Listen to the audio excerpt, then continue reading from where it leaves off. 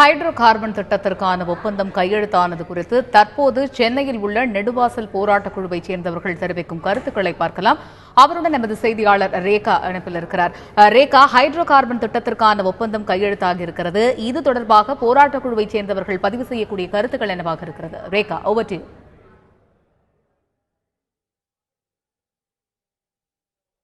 நெடுவாசல், கற்காக்குறிச்சி, நல்லாண்டார் கொல்லை, வானக்கன்காடு, கோட்டைக்காடு, அனவயல், மாங்காடு, வடகாடு, புல்லான் விடுதி இந்த கிராமங்களில் மத்திய அரசால் அறிவிக்கப்பட்ட ஹைட்ரோ கார்பன் திட்டத்தை எதிர்த்து கிட்டத்தட்ட ஒரு மாதம் அதுக்கு மேலாக நாங்கள் போராடிட்டு வர்றோம். போராட்ட காலத்தில் நேரடியாக எங்களது மத்திய அமைச்சர் தமிழ்நாட்டை சேர்ந்த மத்திய அமைச்சர் திரு பொன் ராதாகிருஷ்ணன் அவர்கள் நேரடியாக எங்கள் போராட்ட காலத்துக்கு வந்து நாங்கள் மத்திய பெட்ரோலியத்துறை அமைச்சர் சந்திக்க வைக்கிறேன், இந்த திட்டத்தை உங்கள்கிட்ட விலக்கு அளிக்கிறதுக்கான எல்லா ஏற்பாடுகளையும் நாங்கள் செய்கிறோம், அதுக்கான வழிவகைகள் செய்கிறோன்னு சொல்லி எங்கள்கிட்ட உறுதி கொடுத்து அந்த சந்திப்புக்கான ஏற்பாடுகளை செஞ்சார். நாங்கள் டெல்லிக்கு போனோம், 10 பேர் அடங்கிய குழு போனோம். அங்கு பார்க்கும்போது பெட்ரோலியத்துறை அமைச்சர் தர்மேந்திர பிரதான் அவர்களும் மத்திய அமைச்சர் நிர்மலா சீதாராமன் அவர்களும் பொன் ராதாகிருஷ்ணன் சார் அவர்களும் அந்த பேச்சுவார்த்தையில் கலந்துக்கிட்டாங்க. அவங்கக்கிட்ட நாங்கள் வச்ச மத்திய பெட்ரோலியத்துறை அமைச்சர்கிட்ட நாங்கள் வச்ச கோரிக்கையே மெயினாக இந்த திட்டம் எங்கள் கிராமங்கள்லேயும் எங்கள் கிராமத்தில் உள்ள சுற்று வட்டார கிராமங்களையும் செயல்படுத்தவே கூடாது, இதுக்கு விலக்கு அளிக்கணும் அப்படின்னு சொல்லி தான் நாங்கள் உறுதியாக சொன்னோம். 100% நாங்கள் அனுமதிக்க மாட்டோங்கிற கருத்தையும் சொன்னோம். அதுக்கு அவரோட பதில் என்னவாக இருந்ததுன்னா, சரி நீங்கள் ஒத்துழைக்கலைன்னா நான் இந்த ஃபைலை சிஎம்க்கு அனுப்புகிறேன், தமிழ்நாடு முதல்வருக்கு அனுப்புகிறேன், அவர் கலெக்டர் மூலமாக உங்கள்கிட்ட கருத்து கேட்பு நடத்தி அதுக்கான எல்லா வழிவகையும் செய்வார் அப்படின்னு சொல்லி எங்களை வழி அனுப்பி வச்சாங்க. இதுதான் அங்கே நடந்த விஷயம். அதை நம்பி நாங்கள் சென்னை நோக்கி ஊர் நோக்கி வந்தோம். ஆனால் இன்றைக்கி அவங்க இந்த ஒப்பந்தத்தில் கையெழுத்து போடுற விஷயம் எங்கள் கிராமம் மட்டும் இல்லை, எங்கள் கிராமத்தை சுற்றியுள்ள அந்த திட்டம் செயல்படுத்த முயற்சிக்கிற 9 கிராமம் மட்டும் இல்லை, அது கிராமத்தை சுற்றியுள்ள 70 கிராமங்கள் மக்கள்கிட்டையும் மிகப்பெரிய அதிர்ச்சியை உண்டாக்கியிருக்கு.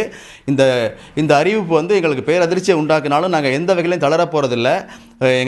எங்கள் கிராமத்திலையும் எங்கள் சுற்றுவட்டார கிராமங்களையும் ஹைட்ரோ கார்பன் திட்டத்தை முழுமையாக நாங்கள் அனுமதிக்கவே மாட்டோம்.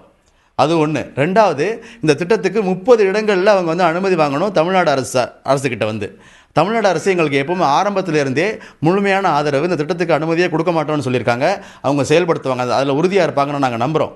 ஆனால் இது எங்கள்கிட்ட இப்படி ஒரு தகவலை சொல்லிவிட்டு இப்படி ஒரு கையெழுத்தை போடுறது எங்களை மிகவும் அதிர்ச்சிக்குள்ளாக்கியிருக்கு. இந்த ஏலம் எடுக்கிறதுங்கிற விஷயமே ஒரு தன்மான பிரச்சனையாக இருக்குது. எங்கள் கிராம மக்கள்கிட்ட யார்கிட்டையுமே ஒரு சின்ன கருத்து கேட்பு கூட யாருமே நடத்தலை. எங்கள் கிராமத்தை ஒருத்தங்க ஒரு ப்ரைவேட் கம்பெனிக்கு ஏலம் போடுவாங்களாம், அவங்கள்ட்ட சைன் பண்ணுவாங்களாம். நாங்கள் அதை பார்த்துட்டு சும்மா இருப்போம்னு நினச்சிக்காதீங்க. அது கிட்டத்தட்ட எங்கள் ஒட்டுமொத்த தமிழகத்தையும் கூட எங்களால் ஒன்று திரட்ட முடியும். இந்த ஹைட்ரோ கார்பன் திட்டத்திலிருந்து கண்டிப்பாக எங்களுக்கு விலக்கு வேணும். அதுக்கான எல்லா ஏற்பாடுகளையும் நீங்கள் செய்யணும்னு நாங்கள் தாழ்மையோடு கேட்டுக்கிறோம் முதல்ல உங்கள்கிட்ட. ஏன்னா மத்திய அரசை நாங்கள் மதிக்கிறோம். ஒட்டுமொத்த ஹைட்ரோ கார்பன் திட்டத்துக்கும் நாங்கள் எதிர்ப்பு இல்லை. எங்களுடைய விவசாய நிலங்களில் அதை செயல்படுத்தக்கூடாதுன்னு தான் நாங்கள் சொன்னோன்னு நேரடியாகவே நாங்கள் மத்திய அமைச்சர்கிட்ட சொல்லிட்டு தான் வந்தோம். நீங்கள் வேறு எங்கேயாவது பாலைவனத்துலேயோ வேறு ஏதாவது மக்கள் நடமாட்டம் இல்லாத பகுதிகளில் நீங்கள் ஹைட்ரோ கார்பன் திட்டத்தை செயல்படுத்துங்க. எங்கள் விவசாய நிலம் ஒழுங்காக இருக்குது. ஆழ்துளை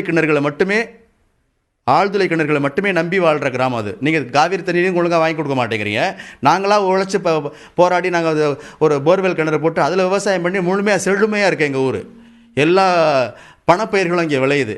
நீங்கள் ஒரு ஜெம் லெபராட்டிஸ்லேருந்து எங்களுக்கு 400 பேருக்கு நாங்கள் வேலை, உங்கள் வேலையெல்லாம் எங்களுக்கு வேணாம், எங்கள் வேலையை ஒழுங்காக எங்களை பார்க்க விடுங்க.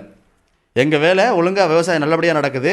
எங்களுக்கு சாப்பாட்டுக்கு போய் மிச்சத்தை நாட்டுக்கு தான் கொடுத்துட்ருக்கோம், கவர்மெண்ட் குடோனுக்கு தான் அனுப்பிச்சிட்ருக்கோம். அதனால் நீங்கள் 16 வருஷம் எங்களை மொத்தமாக சுரண்டி எடுத்து அந்த பூமியை வறண்ட பூமி ஆக்கிட்டு போயிட்டு எங்களுக்கு 400 பேருக்கு நீங்கள் வேலை தரத்தை விட நீங்கள் இந்த இடத்துல ஒதுங்கி போகிறது நல்லது. அது எங்களுடைய கிராம போராட்டக்குழு சார்பாக நாங்கள் தெரிவிச்சுக்கிறோம். இதையும் மீறி நீங்கள் செயல்படுத்த நினச்சா கண்டிப்பாக மாநில அரசு எந்த அனுமதியும் கொடுக்காதுன்னு உறுதி கொடுத்துருக்கு. அதை நாங்கள் முழுமையாக நம்புகிறோம்.